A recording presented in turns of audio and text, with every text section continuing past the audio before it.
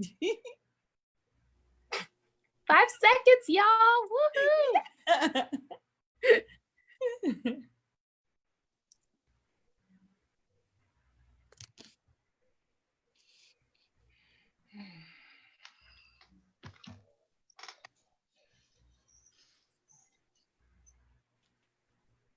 And we are live. Welcome everybody to the 7th episode on our community conversations on race. Today, it is so exciting to have 3 amazing ladies from our community, Letitia Hanke, Amber Lucas, and Malia Anderson. My name is Joy Dehnert, and I work with Community Action Partnership. And today we are going to have Sistas speak, a conversation with local Black influencers. You guys want to say hi? Hi. Hello. Hi. So we're going to go over a few questions, and at the end, we'll be taking questions from our Facebook Live audience. So feel free to write in the chat around 6:10 any questions you have for our amazing ladies here. So a little bit about these ladies first. Letitia Hanke, she is a small town girl from Lake County, California. She grew up dreaming of a music career. She studied music and recording arts at Sonoma State. However, when an opportunity arose, she took a position at a prominent roofing company, and she managed the business for 8 years. In 2004, she started her own roofing company, and in June of this year, she celebrated 24 years in the industry and 16 as the CEO. Letitia's vision is to advocate for the disadvantaged, inspired her to start a nonprofit, the Lime Foundation. And in August, she'll be featured on the Kelly Clarkson Talk Show. And later this fall, the Mike Rowe returning the Favor Show. Next up, Malia Anderson, there she is a 20-year resident of Sonoma County. She owns Style by Malia. She's also an influencer and an advocate. She works passionately in our community for the advancement, equality, and the rights of Black people and women. She uses her influence not just in the fashion world, but also in the mental health and cannabis space. She is a downtown Santa Rosa resident who loves the community she lives in and works hard to ensure its citizens are seen and heard. And last, but definitely not least, we have Amber Lucas, who is a lifestyle content creator and a local influencer in Sonoma County. She has worked with national brands such as Target, Macy's, Almay, and Crest. And Amber enjoys traveling, writing, and public speaking. So we're going to jump into these questions here. I will start with you, Malia. Do you feel that Black women get the same access and opportunity as other women? No. No, absolutely not. Access and opportunity is what we need to further, ourselves along. In the business space, we don't have it. In the, in the activism space, we don't have it. I think people are starting to notice that we don't have it. And I think that we as Black women are starting to shout louder about it. But access is, access to capital, access to resources, access to mentorship. Those are not things that are easily available. Opportunities as far as even right here in our own community, opportunities to sit on community boards, to run for public office, for, all sorts of things like that. There's just not, there's no opportunities unless we make them. And I'm happy to say they're becoming more prevalent, but no, we don't have the access or the opportunities that we need to grow as far as our community is concerned. Mm-hmm. And what do you think, Amber?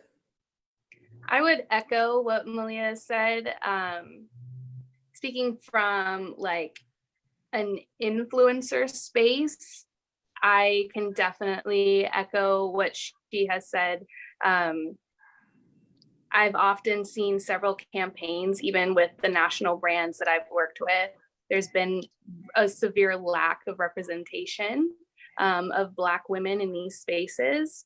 And if there is representation, it's for people that are almost hard to identify. Like you wouldn't know immediately upon looking at them that they are Black. And so, yeah, I definitely echo that. And locally here as well, there is severe underrepresentation. And Letitia, you are very much in the business space. Yes. What do you think about the access and opportunity? I agree with them both. From experience, when I went to start a company, I was, attempting to get a loan, and I got laughed at when I said I wanted to, start a company, and I couldn't get a loan. It was very difficult. I had to work a lot harder. And I knew other people, especially other women, white women, that were starting their businesses, getting access to capital, starting their businesses while I'm still struggling to figure out why are people laughing at me when I'm, trying to get money. Even just in Sonoma County, where there are opportunities for Black women to speak, or attend events and actually be the speaker or the keynote speakers. There are so many amazing Black women in this community, and we're not getting asked to be keynotes or speakers when we can speak on many different subjects. So I'm seeing that this is beginning to be a conversation, and I'm hoping that more people will reach out as they have over the last few weeks. But I want to see that continue, not just 4 to 5 weeks, but to continue on and to give us a call and let people know that, we want to be out there, we want to, and we want to have those same opportunities. Awesome, thank you. To switch gears a little bit to current, this moment hot topics. Have you participated in a recent protest? Amber, I'm gonna start with you on that one. Ooh. Yes, I have. I'm in them as often as I possibly can. I participate in organizing events. I am out there if I'm not at work. This is pretty much where I'm at. I'm at the protests. Awesome. And how about you, Malia? So I have not been out at any of the physical, marches and protests. I did a lot of that in high school and in college, and I just feel like that's not my space. But I did stage my own protest, and I did it in a way that was impactful, with the photo of wine country Black women standing on the stairs of the museum. That was my protest. For people to see us and stop pretending that we didn't exist. And, they wrote an article about it. And one of the things that I have said, and I keep saying, is that sometimes as Black women, it's a chicken or an egg thing. Are we Black first or are we women first? And I think we stand on the front lines of two wars, but we are always the people in the back. We're not the decision makers, and I think that has to stop. So with that photo, that was me saying, hey, we're here and you can't ignore us. So, while it wasn't, what Amber is doing, which is amazing, and I applaud her, and I'm always telling people to contact her about many things. That photo for me was a sign of rebellion. It was pretty, but it was also this very dramatic statement to be making as a Black woman. Awesome. Yeah, and protests can look different ways. Go ahead, Letitia. Yeah, that's literally what I was about to say. All three of us protested very differently. My protest has been online. It's been through my social media. It's been through podcasts and attending, Rotary meetings and talking about, Black Lives Matter, really in front of a bunch of white people. I mean, most of every single, thing that I've done since all the protests have began is people wanting to have more of a conversation. And it's been, me, the one Black person with a bunch of white people, but we're having that conversation. And for me personally, I feel that that's been my way to be able to do my protests, they're all positive ways. Everything that we've been doing, they're just very different. And I think we're all reaching different audiences, all the different ways that we're doing our protesting. So it's been a great experience, and I will continue on doing my protesting. I'm not stopping. Awesome. So awesome. For Malia, has the Black Lives Matter movement affected you or your business in a positive or negative way? Both. When I first did the photo, well, when it all sort of started, I posted a video just that I was not okay. I was like, I physically was not okay with what was going on, and I was physically like just emotional, and I was upset, and I was a wreck, and people responded to that. And then I did the photo, and I talked about the photo, and within 2 days I had lost 2 clients who felt the need to send me a message about it. One in which a woman said to me that as a woman of color, if I couldn't say all lives matter, then there was something extremely wrong with me. And I said, you keep calling me a woman of color because that makes you feel better. You can't even call me a Black woman. So that was, the one that sort of shook me the most was the woman who is an older woman. She doesn't live here. But she said, with all this, protesting and nonsense you're doing for the women and for the Blacks. And it was like for the Blacks. And I was like, wow, okay. And she said, you would think you would, my money would matter to you, that my money would be important to you in this time. And I thought, your money is not worth, what's going on in my soul. So, but in posting those things, opportunities have come my way. I got new clients. I'm doing work that I love, and I've gotten to do this kind of work, which is important to me. Awesome. How about for you, Amber? How has Black Lives Matter changed your business? It's changed it in a lot of ways, I think, with a mused blog and the income that it generates. It's come to a halt, actually. I have a lot of contracts that need fulfillment, but at this time, like, I've reached out to them specifically, and I've said, in this moment of time and for this span, right now, I'm not doing sponsored content. Promoting a new skincare line, if it's not owned by a person of color, I don't feel like promoting it. Promoting clothing, promoting any type of sort of business, if it's not owned by a person of color, specifically a female, like a Black female, I'm not promoting it right now. And the businesses have been very understanding, which I appreciate. It's also impacted my business in ways that I am learning how to navigate spaces that I haven't really taken up space in before. And that's been a really good learning experience for me in several ways. Like, my platform has given me the opportunity to reach more people with a message that I'm more passionate about than ever before. And I think that that's really important. That's awesome. That's so good.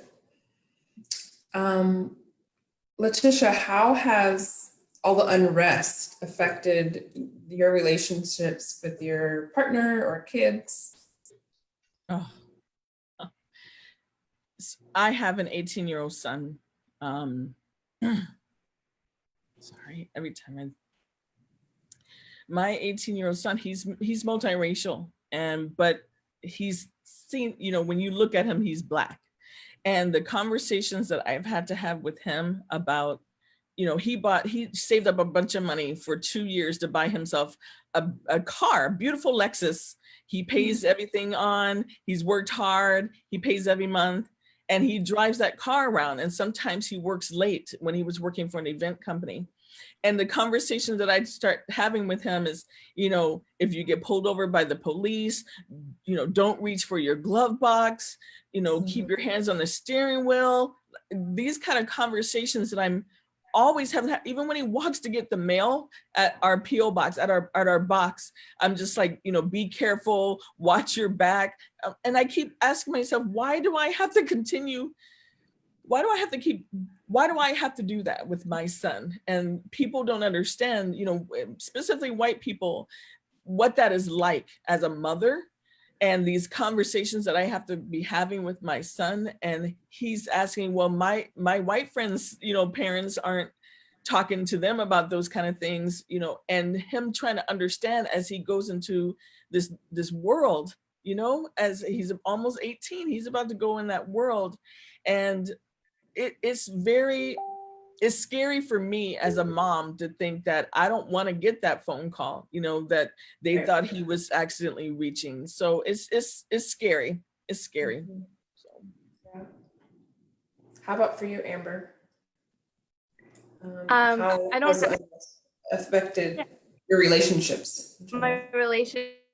Yeah, so it's interesting.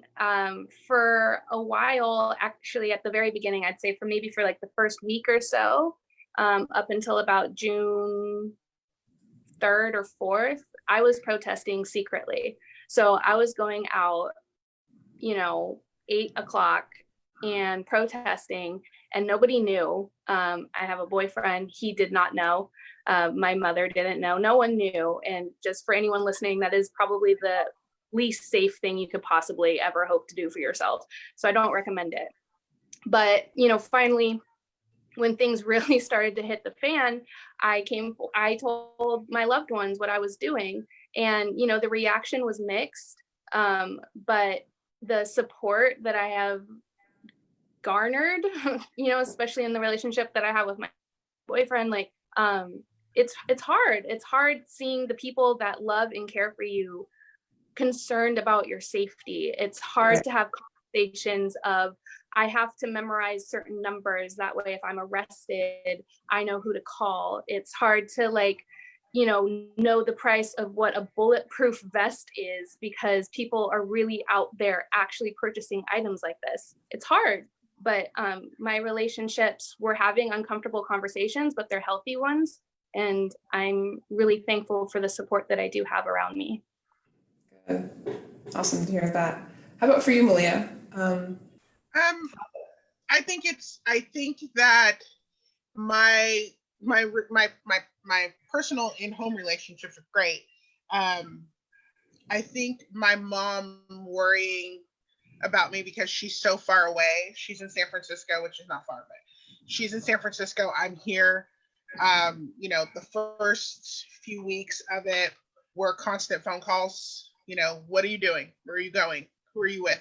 What's happening? And I'm like, I'm not going anywhere. I'm here. And then when the photo came out, she was like, okay, you have to be careful. This photo is going to cause issues, you know. And when I lost clients, my mom's sense of humor is what kept me kind of grounded, because she told me, she said, those women are going to be upset in 6 months that they let you go, because they're going to be wearing the clothes you bought them 6 months ago. And she's like, and so they're going to be looking bad and they're going to be racist. Went, thanks, Mom. Now I do. Like, that's, you know, but I mean, I'm supported by the people who love me. My relationships with my Black girlfriends have gotten stronger because we have to lean on each other a lot. We do a lot of text check-in, like, how you doing today? You all right? You know, so yeah, it's overall, I think, you know, they have been interesting. They've changed, but only in positive ways. Good. And we are in the middle of a pandemic, COVID-19, like we didn't know. Like we didn't know. Although we've talked a lot about Black Lives Matter and the protest, how has COVID affected you? Letitia, we'll start with you. Oh man, where do I even begin? You know, for me, business wise, I'm an essential business. I'm in construction. So even though we've been affected in a different way, we've still been working, all of my crews. I think for me personally is the guilt that I've been feeling, because all around me, my friends and other businesses that I know and love have been shutting down and closing their businesses, or just suffering or trying to figure it out. And I think that's been really hard for me emotionally, is just, that feeling of guilt. Like, here I am with this business still going and thriving while people that I love dearly are struggling. And that's probably been one of the hardest things for me to work on, is just being able to still be, have the empathy for my friends and everything, but still feel blessed and know that I'm, blessed, and my all of my employees are blessed as well. So COVID has been a very interesting thing for me. I am under the for the health reasons. I have what do you call that person that's like, if you get COVID, I can't think of it, but I have a health immune compromised. Yeah, I have yes, I very much. So wearing a mask to me is very important. So everywhere I go, if I go somewhere, I am, always wearing my mask. And I see so many other people not, wearing their mask or socially distancing. And I struggle with that a lot, just because I know that, they may be, healthy and strong and good to go, but their parents or their friend's parent or a grandparent is not, or myself, with my immune system. So that's also another thing that's been really difficult, especially these last few weeks as our numbers continue to rise. So I just want to see more of us come together and realize that we've got to fight this together. And the Black community has been extremely affected by it. And I just want to let everyone know that we need to be here for each other and make this happen. And decorate your mask, make it all pretty or something, whatever you want to do, but we just need to wear it and watch out for each other. Yeah, for sure. But what's awesome about your business is so many people had to lay off their employees, but you didn't have to. So hopefully you're not feeling too much guilt because you're keeping some families going during this time, That's huge. Malia, what about for you? How has COVID?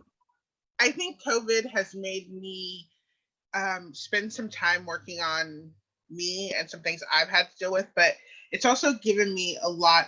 It's also made things easier to see, if that makes any sense. I think if we hadn't been in COVID, things that are all of a sudden to the world matter wouldn't have mattered. I think if we weren't sitting in COVID, nobody would have cared about the Tiger King. Like, nobody would have cared about that documentary, but we had nothing else to do. So we were just sitting, and I think because we were at home and we had nowhere to go, it was the match that needed to happen in order for us to get to the space where we can have these conversations. As far as me personally, the first 8 weeks, I didn't go anywhere. If it wasn't to the grocery store, I wasn't, and even then, I would see people dilly-dallying in the Target, and I'm like, get out of my way. I got 5 minutes to do the things I need to do. I'm with the mask all the time. It wasn't until last Saturday that I had been able to physically see my mother and hug my mother. Since this started, I hadn't seen my mom since February. And to be able to see my mom and hug my mom, that was, I was in tears because I hadn't gone that long without seeing my mom. So I don't do that. She doesn't allow that. So, just knowing, that I have a grandma who's almost 90, who we had to decide things as a family as to how we would interact in her home. And, so it's one of those things where, sometimes family gets on your nerves, but when you haven't seen them in all these many months, you're like, I miss my family, you know? So it's just given me some time to do some self-work, which I think is important. But I definitely do get real irritated with people not wearing masks. When we did our photo, we all wore masks. We were socially distant. We, you know, if we weren't lined up for the photo, everybody had their mask on, everybody was apart. I just, you know, I think people need to just give people personal space. It's important. For sure, for sure. How about you, for you, Amber? So I also work for an essential business. It's in the lumber and timber industry. And I did, you know, kind of have some sort of guilt in the beginning, because I noted with each week, each day, even, I noticed that the highway was getting less and less populated, and it was very surreal. And then I was furloughed for 9 weeks. And every week it was just like 1 week out. It would be like, we'll let you know next week. We'll let you know next week. And so kind of being on that tipping scale of not fully understanding, you know, what my life would look like 1 week to the next. About, I think the second week in, something finally just kind of clicked for me. And I was able to settle into this like creative headspace where, for me, I was able to kind of just rest in that space and just see it as an adventure as much as I could. You know, COVID-19, it's scary. The coronavirus, it's scary and it's new. And of course, we've all heard it referred to as like unprecedented times right now.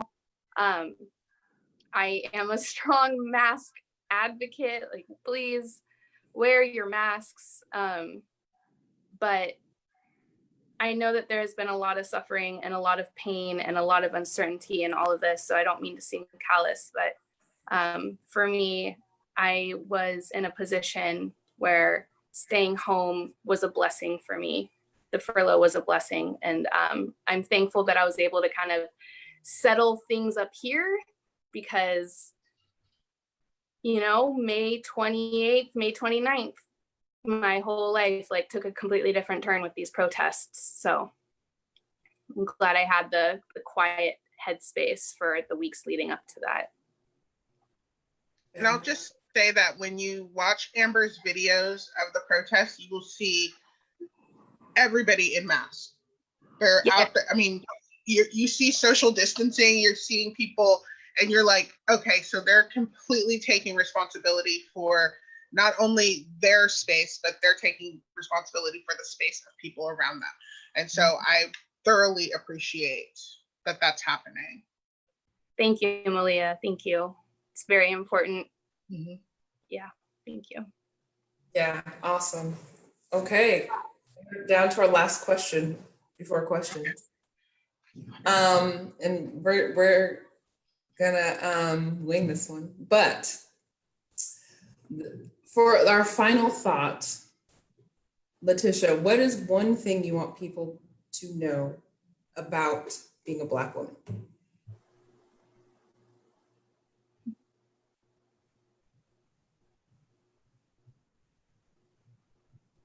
One thing I want people to know about being a Black woman. Number one, we're regular people. That's number one. I mean, I was bullied as a kid. You know, I was bullied as a kid because I was Black. And it was mainly because people kept thinking I was different, that I'm a different person. I'm different from them because I have darker skin. I'm different from them because I'm of African descent. I am a person, but I'm Black. Right. But I am a person. Right. Yes. That's what it is for me. Okay. Amber, for you? I mean, the first thing that comes to mind, because as an influencer, when I attend influencer groups, the first thing that comes to mind is we're not tokens. We're not a box to be ticked off for invite lists. You know, we don't go down the list and be like, oh, where's the one token Black female? You know,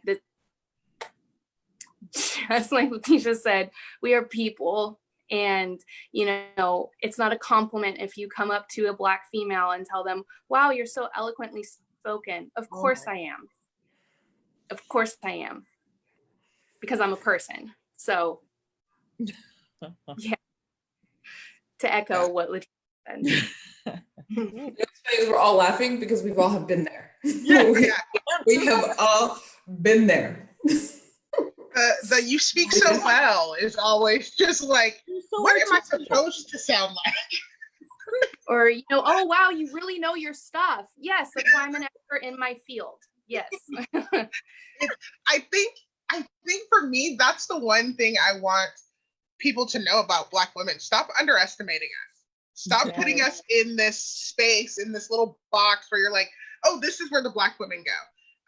You know, stop thinking of Black women's history as, you know, Harriet Tubman, Rosa Parks, Michelle Obama, Beyonce. There's way more. So much more.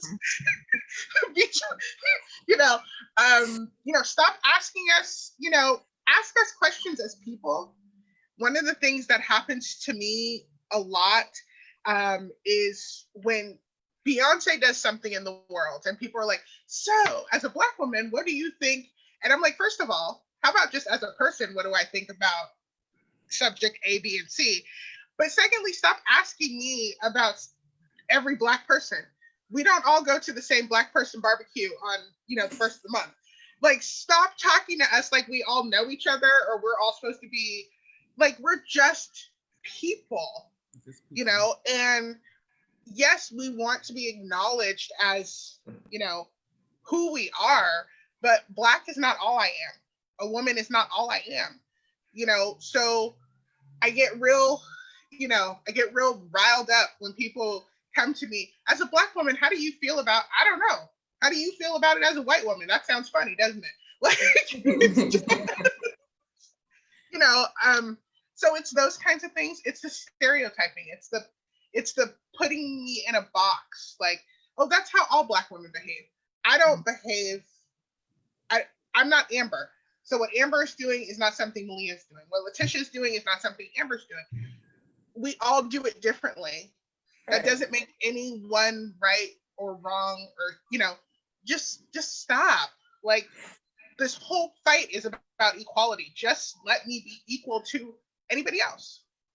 Period. Right. Stop, you know, and really stop trying to touch our hair and tell us about. Please stop trying. Please stop trying to touch our hair and stop, you know, telling us that we speak so well. You know, and just stop running to Black women to be like, okay, can you explain this whole? No, I cannot. Read a book. I'm not gonna explain it to you. Read a book.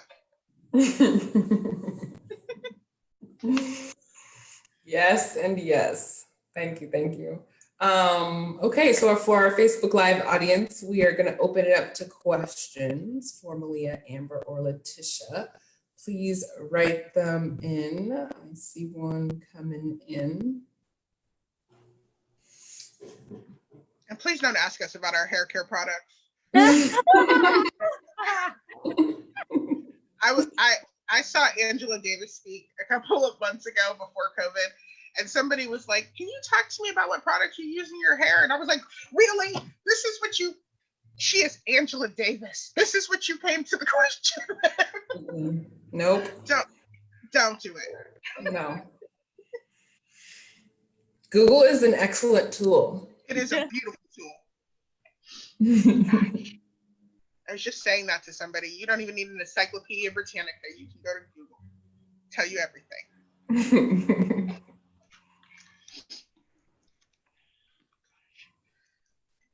So now we get general public questions. Yes. We have a question for Letitia. What have you had to overcome being in a male-dominated field? Oh yeah, that's right. I forgot about that part. Yeah, I kind of have a double whammy, you know, being one of the only female, you know, roofers, and then being African American. There's been a lot because, you know, one, you know, I have people that wouldn't shake my hands.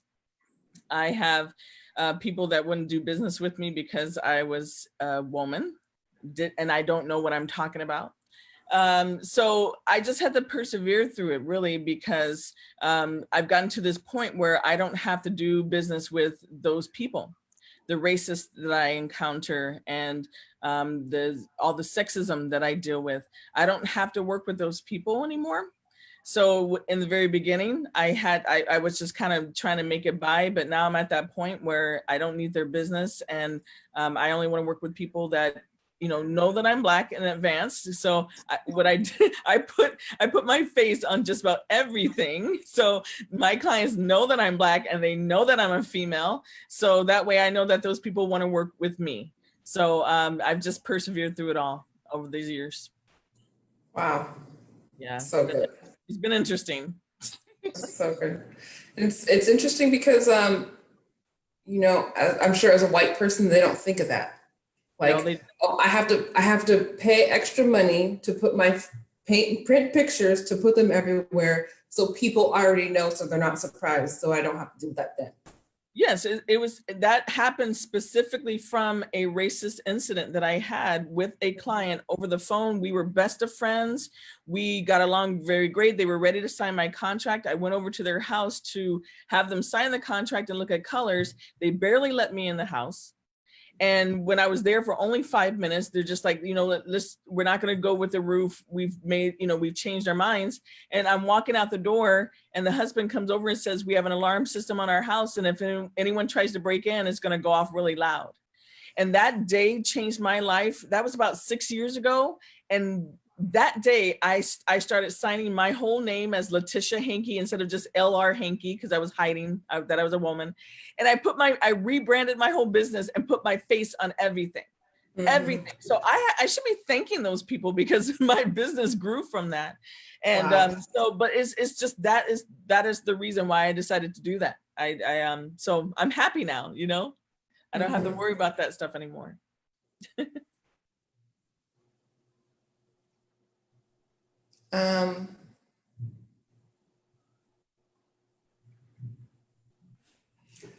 I guess this is a question for everybody. How have other diverse community members supported you? We can go with Malia on that one. How do you mean, like other people of color?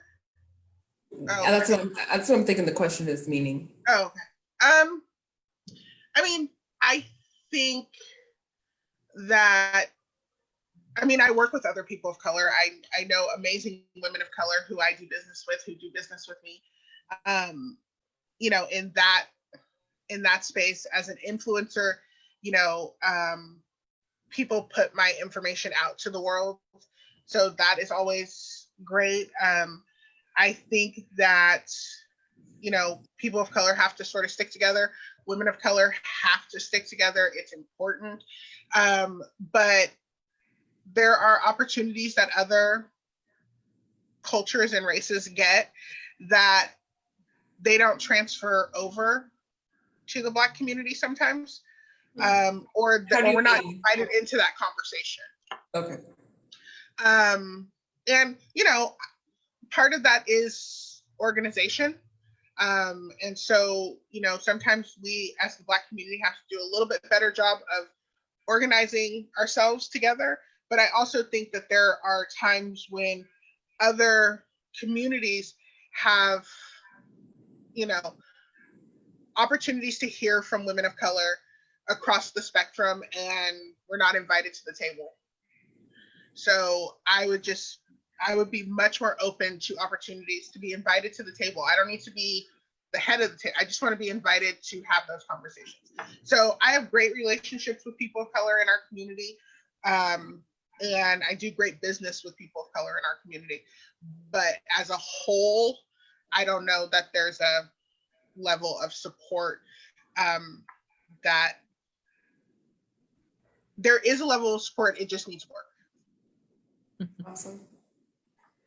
Okay, we have a next question that came in. What advice do you have for young Black girls growing up today? Amber should take that Go one. ahead, Amber. Amber. The influencer, Amber. Yeah.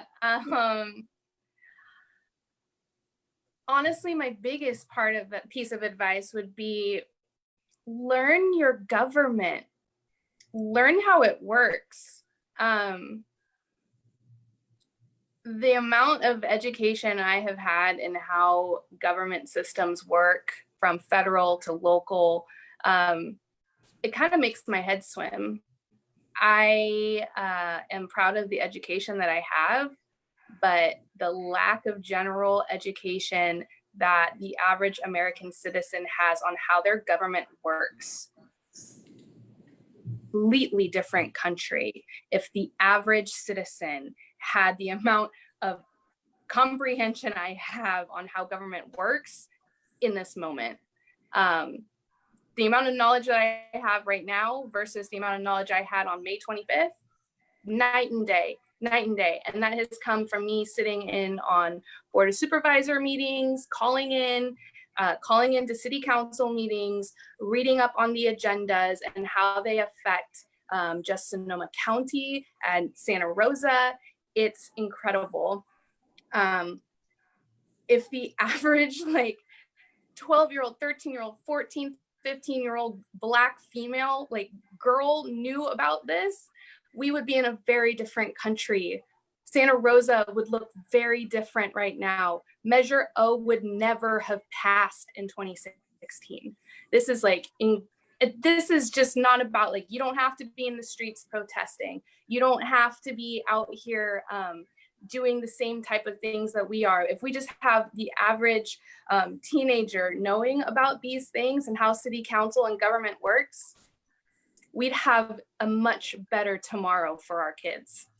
So my advice to a young Black girl is go get involved with your local governments. You're gonna make big changes in the world if and when you do.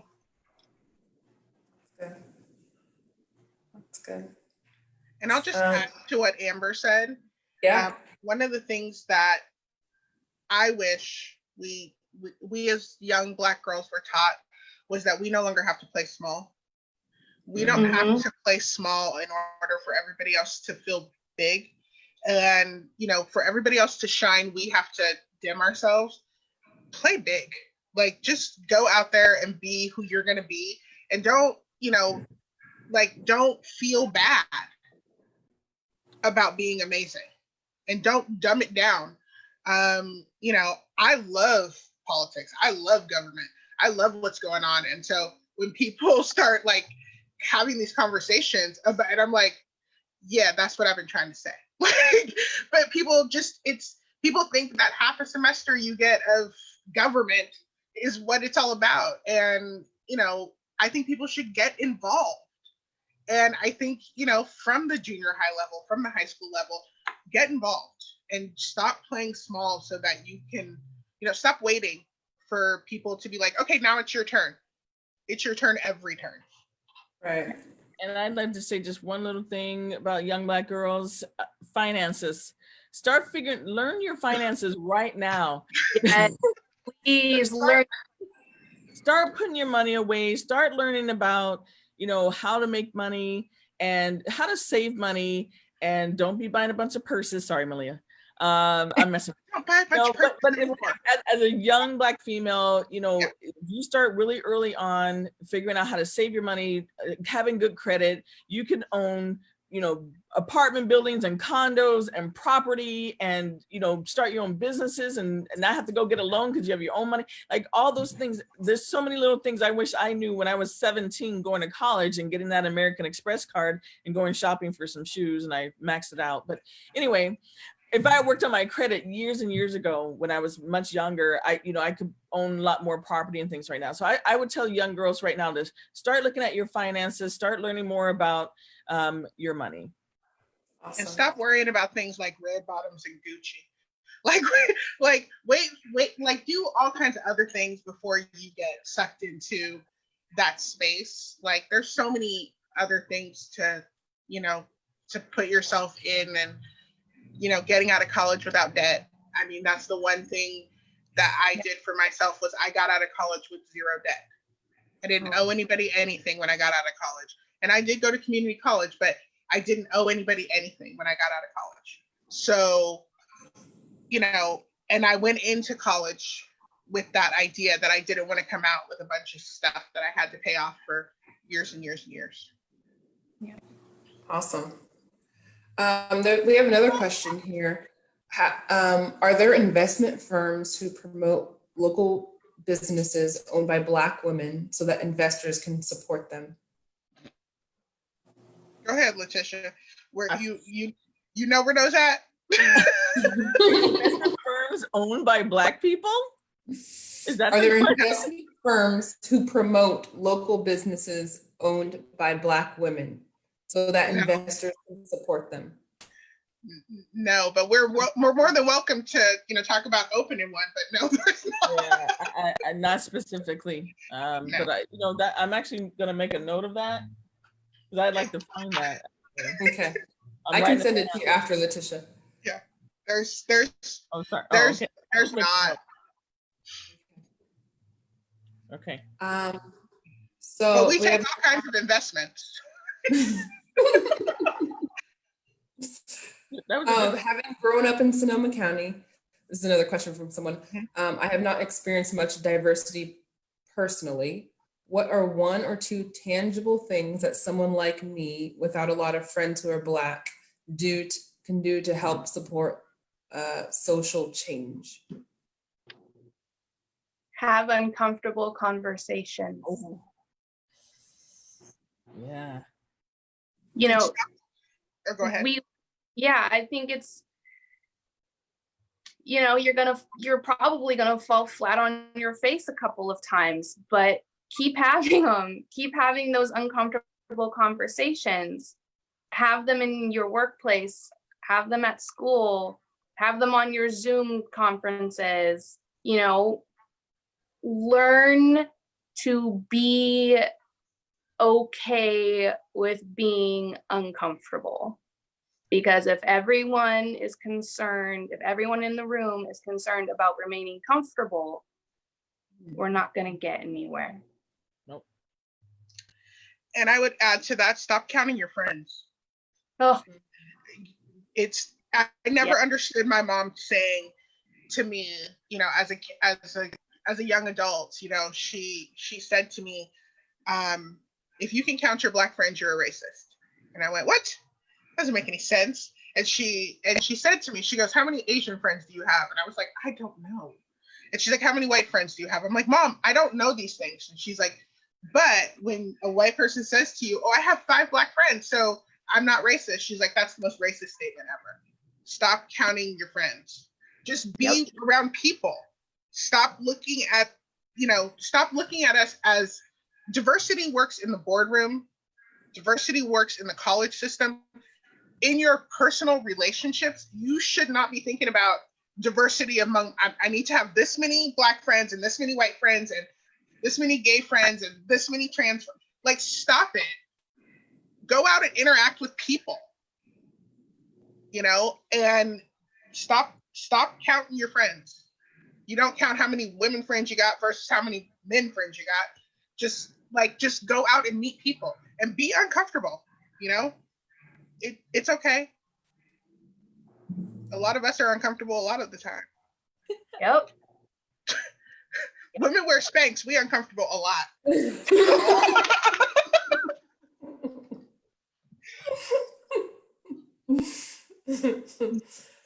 You know, there's also a lot of Black community groups and programs here in Sonoma County.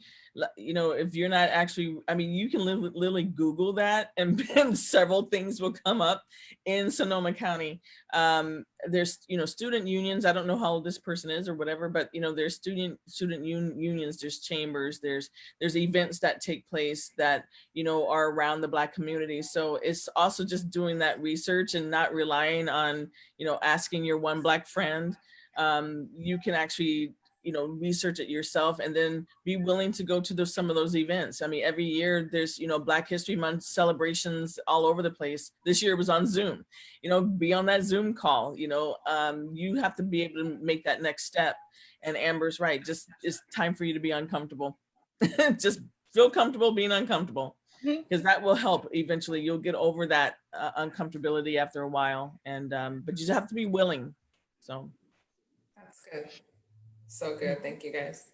I think I have one last question here. Have you found synergy with the LGBTQ community during this overlap of uprising and pride? Yes. I think so. I have friends who, run the the gamut of all spaces and places. And I definitely know that for me, several years ago, I started learning about things that made me uncomfortable, that I couldn't explain or I didn't understand. And growing up in, a Black community and the way we're supposed to think about the LGBTQ community and what we're supposed to know and what we're not supposed to do, and what we, growing up in a Christian household, what that looks like. And I just was like, we're all people. Like, I wouldn't want to be, judged in certain ways. So I don't want you to judge, so it just really, I think through this, I definitely have some very strong allies in the LGBTQ space, and I believe I'm an ally for them as well. So there's been a lot of support going both ways. Yeah, I would definitely echo what Malia has said. I have learned a lot from the LGBTQ community in these last several weeks because for me, at least, they were one of the first groups, along with the Indigenous groups of Sonoma County, that really stepped forward and backed Black Lives Matter at the protests. And I've always considered myself an ally to the LGBTQ. And in these last several weeks, I have learned that I have so much more to learn. And I have learned a lot, and I've got a long way to go. And so, this whole movement has really kind of opened my eyes in many ways. These communities, like, they can show so much support because there is so much empathy, because the struggle is there for them as well. yeah, the synergy is there because it's about equality, right? So Yes. we're fighting that same fight. So there's definitely a lot of synergy. I get a lot of support from the community, especially being a female in the industry, and I appreciate it so much, actually. So I just know that we're all fighting that same fight of equality. So definitely synergy there. Yep. Okay, I think this is the last question for sure. Thank you for coming in. Is cancel culture an appropriate way to support Black Lives Matter? Oh God. Who wants to touch that one? Because I've got a lot to say about that, but someone else go first. So my thing with cancel culture is this: some people deserve grace, and you know who those people are. Some people deserve to just be damn canceled. Like, yep. We're just done. Like, we have, I mean, if you followed me on Facebook, you know the kind of contempt that I have had for Kanye West since day one. That man has rubbed me the wrong way. And people asked me, Kanye's running for president. I was like, I don't even care. I don't care what he's doing. In my mind, he does not exist. He is completely canceled. I do think sometimes people jump the cancel gun. They start canceling people before you're like, wait, hold on. Like, let's get the whole story before we just cancel them. I do believe there are opportunities for grace. I think there are opportunities for people to learn, but for the most part, it's foolishness, and they just need to go away. Like, I don't have time for foolishness. I have been deleting people off Facebook and social media, without explanation, I used to feel guilty about unfriending somebody and feel like I needed to explain to them why I was unfriending them. Now I just don't even engage. I'm like, oh, and then I have people who will send me messages. Hey, I'm not seeing your post anymore. Yeah, because we are not on the same page. And whatever page you were on is not a page I want to be anywhere near. So I definitely take into consideration, grace for some people, for some things, but cancel culture is, in my opinion, necessary sometimes because people need to feel, they're stupid sometimes. They really do. Cancel culture has always been here. I mean, it's not like anything new. Like every person on this call right now, we've all done it. I don't think there's probably a single person that can say they've never unfriended somebody because they don't like what they said, or everything that's been going on too. There's been a lot of stuff going on with Nick, what's his name? I can't even think of his name at the time, but that cancel culture has always been here. And we all do it. I think social media is making it just so much bigger naturally. But if people don't like something, they don't like something, and they can talk bad about it if they want to. People do it on Yelp all the time. I'm the biggest cancel culture state ever. You don't like something. I mean, they're calling it cancel culture, but the truth is that we all do it, and that's not going anywhere. So that's always going to be here.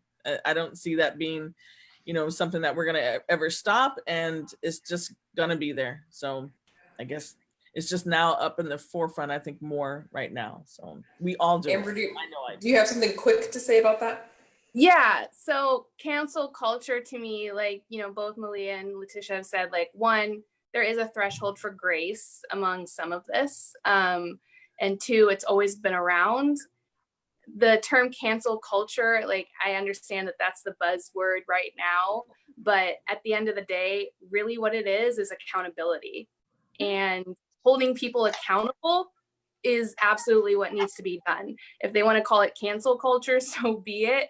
But in the vast sense of the word, the larger sense of the word, it's holding someone accountable on a large and social scale. And if people don't want to be held accountable, they probably have the same access to the same Google that I do.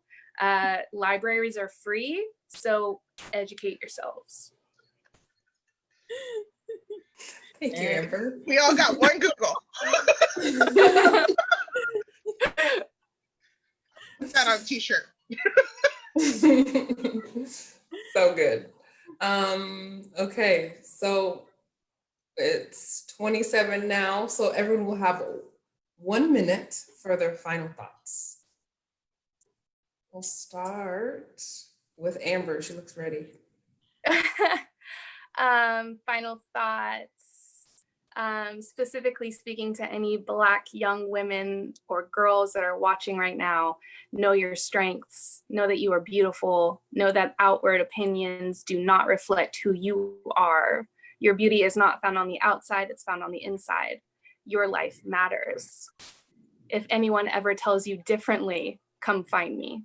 Your life matters. Thank you very much for having me here. I am honored to be here, and I am honored to have shared this space with all of you. Beautiful. I agree. I just want to say, I'm happy to have had this opportunity, and a lot of you young Black women out there, and we're talking to the Black men as well, but for you Black women, just like Amber said, you're going to be called ugly, you're going to be called, dumb, and that you won't amount to anything and such. But the truth is that you can do anything you want to do, and you can prove them wrong. You just need to stay strong and find a mentor. Any one of us on this call right now would love to be a mentor to you and help you through it, because it's going to happen. I'm not going to say it might happen. It's going to happen, but you just got to be strong and know that there's people here that care about you and will help you through it. So, and thank you. I had a nice time today. I will say this as in closing. The world needs Black women, period. If the world's, spent more time listening to Black women, it would be a totally different space. So you know, we're 99 days from our next election. This is not the time for you to think that, you know, your voice doesn't matter. It absolutely matters. It matters more than just about anything right now. You need to speak. We need to hear you. We need to, you know, we stand on the shoulders of women who came before us, and we also lend our shoulders to the women who are going to come after us. And so we need to, you know, we need to be here. We need to be in this space. It's important. We need to take up space. It's important. You know, find out what's happening with Black women in your community. Get involved, reach out, you know, all those things. There are opportunities that are there just, you know, because we are here. And that's important to me. So I, you know, like like Letitia and Amber said, the ugly is going to happen regardless. People are ugly. The world is, you know, it can be an ugly place. Know that you belong here and you deserve to take up space, and you should take up space and honor the space that you take up. That's so good. Ladies, thank you so much for joining me today. Amber, Letitia, Malia, thank you guys. Thank you to everyone who joined us online. And please join us next week for our topic, which will be allies of Black people and racial injustice, what people can do to move forward in a meaningful way. So thank you all for joining. Thank you to our special guests, and have a good evening. Thank you.